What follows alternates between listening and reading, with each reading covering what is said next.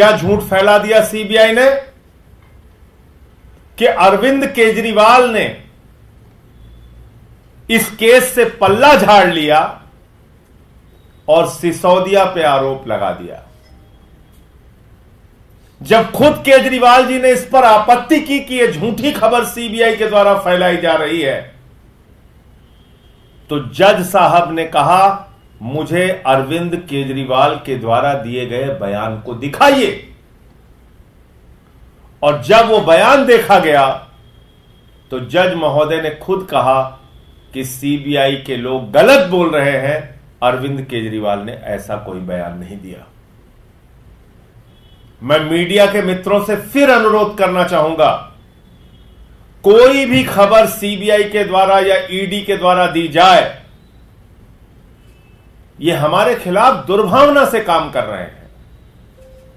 यह हमारे खिलाफ एक राजनीतिक साजिश के तहत काम कर रहे हैं, बीजेपी सरकार के इशारे पर काम कर रहे हैं। सीबीआई गिरफ्तार करने कब पहुंचती है, यह आप लोगों को और देश के लोगों को सोचना बहुत जरूरी है। कैसे काम कर रही है देश की मोदी सरकार, कैसे काम कर रही है केंद्र सरकार की सीबीआई और ईडी।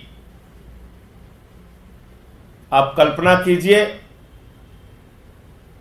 केजरीवाल जी को जब गिरफ्तार किया गया,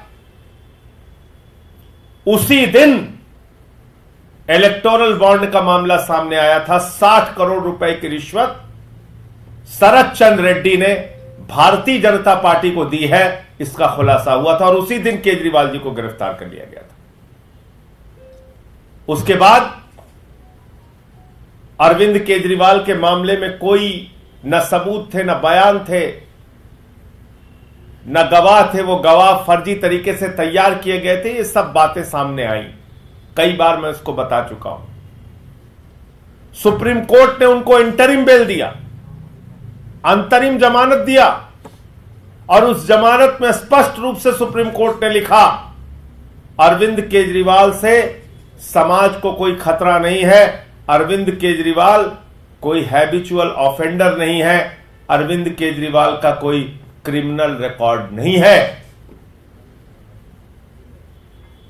और इसके आधार पर उनको इंटरिम मिली। फिर दोबारा वो न्यायालय के आदेश का सम्मान करते हुए जेल चले गए। जब ट्रायल कोर्ट ने उनको जमानत दे दी, सारे नियम कानून सब कुछ ताक पे रख के, बगैर आदेश की कॉपी के मोदी सरकार की ईडी ने हाई कोर्ट में जाकर स्टे ले लिया, जमानत पे स्टे ले लिया। और ईडी के न्यायालय ने जो आदेश दिया है उसको एक एक व्यक्ति को पढ़ना चाहिए। क्या लिखा है ईडी की ट्रायल कोर्ट ने, क्या लिखा है ईडी के न्यायालय ने? लिखा कि अरविंद केजरीवाल का कोई मनी ट्रेल नहीं मिला है। लिखा कि गोवा में पैसे का इस्तेमाल हुआ, इसका कोई प्रमाण नहीं है। ट्रायल कोर्ट ने अपने जमानत के आदेश में साफ तौर पे लिखा कि ईडी फेयर और प्रॉम्प्ट तरीके से काम नहीं कर रही है। ट्रायल कोर्ट ने अपने जमानत के आदेश में लिखा कि ईडी दुर्भावना से काम कर रही है, बायस्ड होकर काम कर रही है।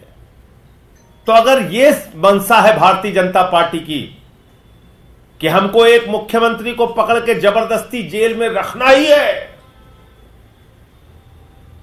तो मुकदमे पे मुकदमा, मुकदमे पे मुकदमा, मुकदमे पे मुकदमा बनाते जाओगे। झूठे मुकदमों की तो कोई सीमा है नहीं, चाहे जितना आप लगाते जाइए।